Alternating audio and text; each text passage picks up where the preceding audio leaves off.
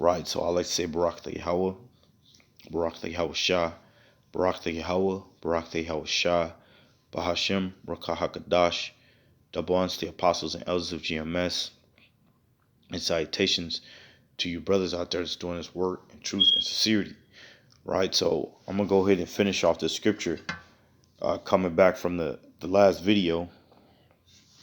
It says, right, Matthews 10:35, it says, "For I am come to set a man at variance against his father, and a daughter against her mother, and a daughter-in-law against her mother-in-law.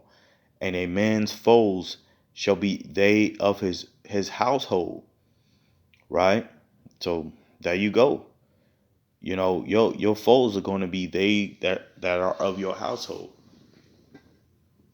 You know, like for brothers that's in the truth, the majority of the time, your family is going to be against you, especially because of what you teach. Right? Especially because of what you teach. Right now, what am I teaching about? I'm teaching about death.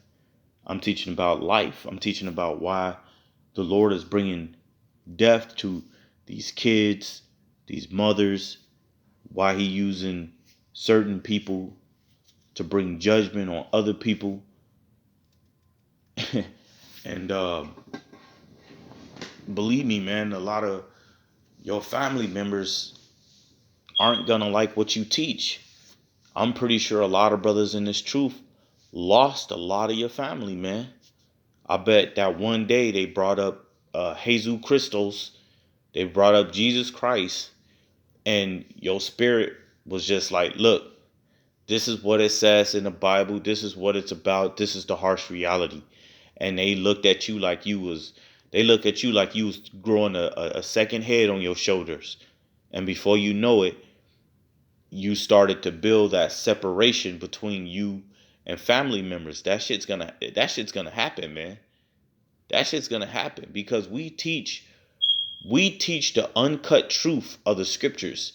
Why they teach prosperity and love and bless this and bless that. You know what I'm saying? We teach judgment. But we don't only just teach judgment, we teach all of it. We teach what it means to be a man, what it means to love, and why the Lord brings death. We have to, because the scriptures tell us to. Let me get this real quick. We can't hold back on nothing. This is Zechariah 8:16, and the scripture says, "These are the things that ye shall do. Speak ye every man the truth to his neighbor. Execute the judgment of truth and peace in your gates." There you go. That's our job, is to speak the truth to our neighbors and execute judgment of truth. So our job is to tell you, look, man, the Lord is a man of balance. The Lord brings life. The Lord brings death. The Lord brings good and he brings evil. And if you don't want to believe that, then that's on you. But our job is to teach just that, man, whether if you like it or not. And really, man, like me personally, if you not teaching this word nor you don't believe in it, I don't give a fuck, man. I really don't care. I really don't care, man. Because at the end of the day, we're going to see who's right and who's wrong, man. Real soon. I'm bringing out the scriptures. Brothers are bringing out the scriptures, starting off from the elders and apostles on down. And we're going to bring it out for what it is. We're not going to hold back, man. Right? So let me grab this. This is Job 33. And I'll start at 14 actually. It says, "For the Most High speaketh once, yea, twice, yet men perceiveth not." And how did the Lord speak? He speak by way of the prophets. 1 Samuel 9:9, right? Deuteronomy 18:18, Hosea 12:10. There's many of scriptures, Matthews 10:20. He speak by way of his servants. He speak by way of his prophets. Right? It says in a dream, verse 15, in a dream, in a vision of the night, when deep sleep falleth upon men, and slumbering upon the bed, then he openeth the ears of men, and sealeth their instructions. Like for this teenage boy, his instructions was to get a gun and start shooting. that was his instruction.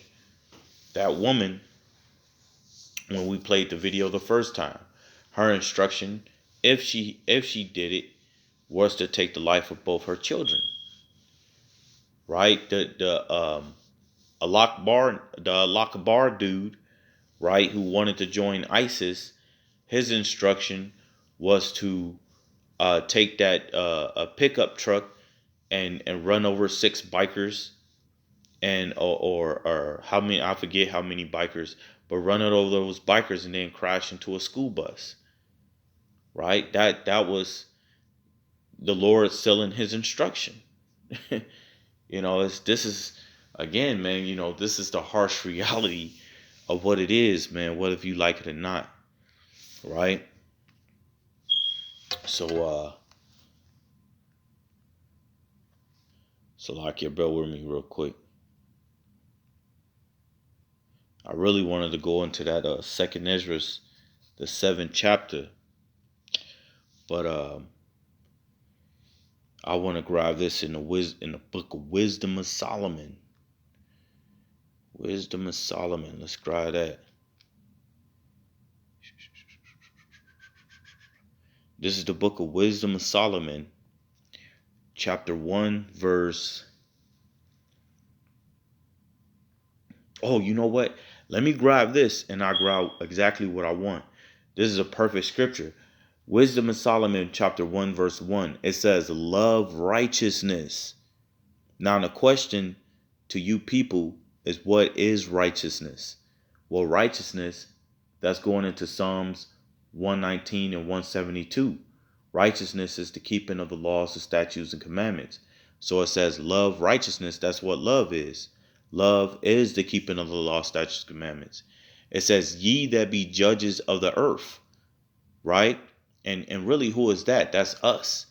It's really talking about the prophets, because we are the judges. We're the true judges of the earth, not your black robe, right? Not your black robe sitting in a chair talking about you getting 3 life sentences in prison, like you about to be reincarnated, come back into a different body, and you have to go straight to jail as a newborn baby.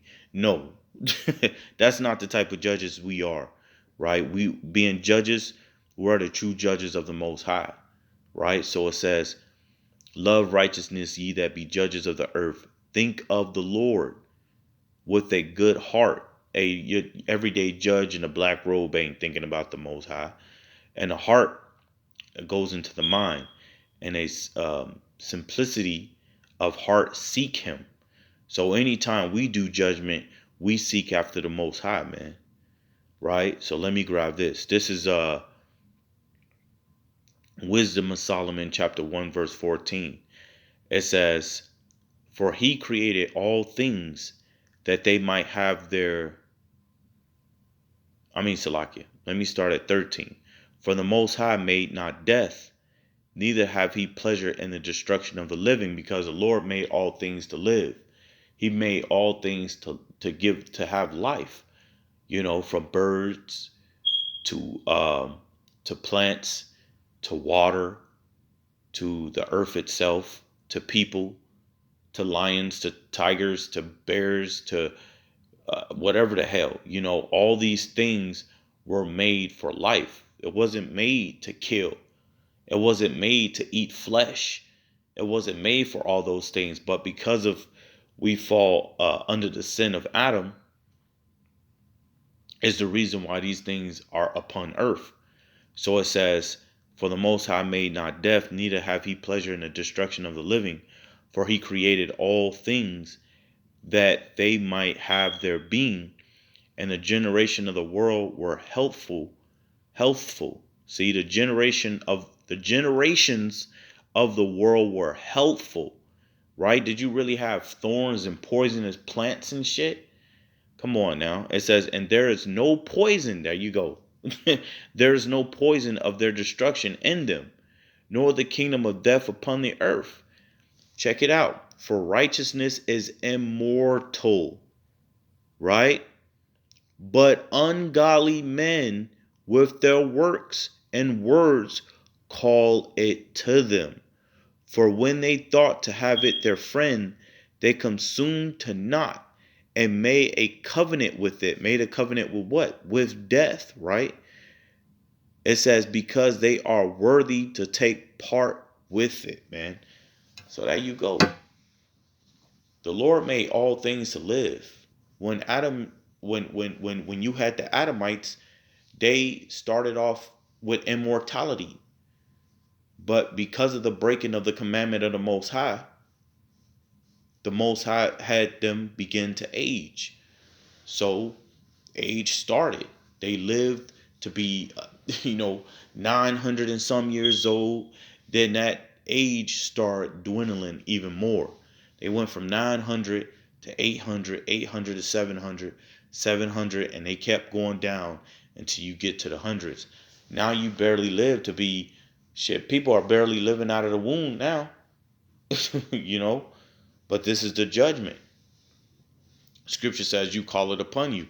If you go into Isaiah, it says they made a covenant with death, right? And again, this is the harsh reality that you people, you ignore and you don't want to know, but that's fine. Because just because you ignore it or you don't believe it doesn't mean judgment isn't going to happen. So I'm going to end it from there and say Barak Yahweh, Barak Yahweh Shah, Barak Yahweh, Barak Yahweh Shah, Bahashem, Rakah HaKadosh, the ones, the apostles and elders of GMS, and salutations to you brothers out there that's doing this work in truth and sincerity. I like to say Shalom.